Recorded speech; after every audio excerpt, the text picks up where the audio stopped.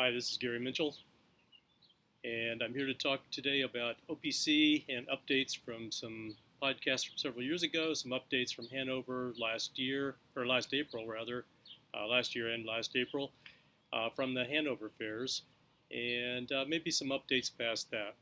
But first, this podcast is brought to you by Ignition from Inductive Automation.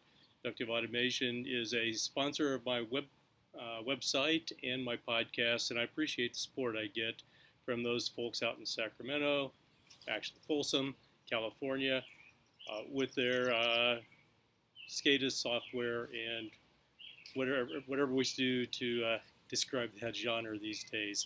Anyway, they have a cool concept. Check them out. A year ago, so April of 2017, I was at the Hannover Messe, and I was partly sponsored by the OPC Foundation, and I went around collecting information about OPC and a networking, it's actually an extension to Ethernet called Time-Sensitive Networking, or TSN. And I wrote a white paper. You can click a link on my website at themanufacturingconnection.com and download the white paper, which needs to be updated, and that's on my to-do list right now, based on further things that happened over the past year. So what I talked about back then was a number of people who were at the evangelist stage. They recognized the power of TSN.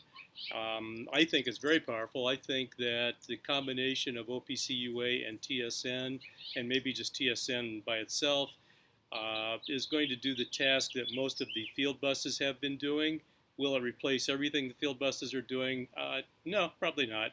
But over time, we're going to see that more and more. So, yeah, just kind of like we were at the evangelist stage. A lot's happened over a year. I show up at Hannover Messe in April, just a month ago, and it's like an accepted fact. A number of things. For one, there's more adoption of OPC UA. It was like everywhere. For another thing, there's TSN was everywhere. It's like an adopted fact that we're going to have OPC UA over TSN. Products are beginning to show a little bit, some preliminary things. The test bed is alive and thriving that the IIC is doing.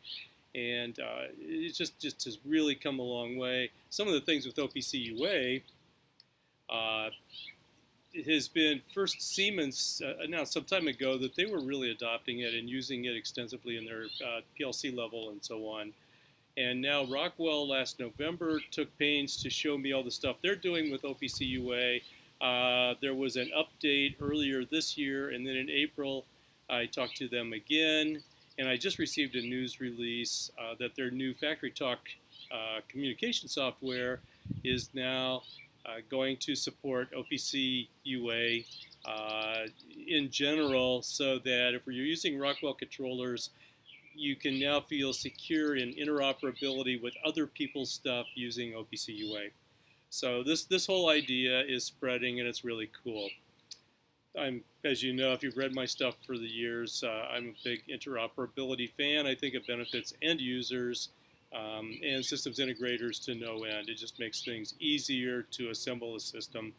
And no one vendor can give you an entire soup to nuts system that works out of box anyway. So interoperability is the way to go. A few things that I saw that really shocked me in some of my discussions at Hannover was the misinformation going on about OPC UA and a transport protocol called MQTT. Now, first off, I ran into a couple of stands where I stopped by, talked to technology people who thought OPC UA was proprietary. Well, it is not proprietary, period. It is not. It is a standard. It's a multi-vendor. People have worked on this. It is a standard. It's a standard for information modeling and interoperability of information, period. Anybody that tells you it's a proprietary standard, well, just tell them, go see me. Or OPC Foundation, it would be even better. So the misinformation with MQTT is there are people, who go around saying that MQTT is a competitor to OPC UA. Not true. MQT is a really cool lightweight protocol to move data from one place to another. OPC UA could go over MQTT. So MQTT could carry OPC UA message from one place to another. The standard out of box was AMQP, but it'll work with MQTT. It'll work with DDS, which comes from another segment of the industry, championed by Stan Schneider. But that's okay. Those are transport protocols, in my words, not technical engineering terms. And all of those will carry an OPC UA message, and so that information can flow from one to the other based on that. So one thing I found out is a lot of people are trying to use, well, several, MQTT alone, just to have a lightweight protocol that doesn't, that they can use for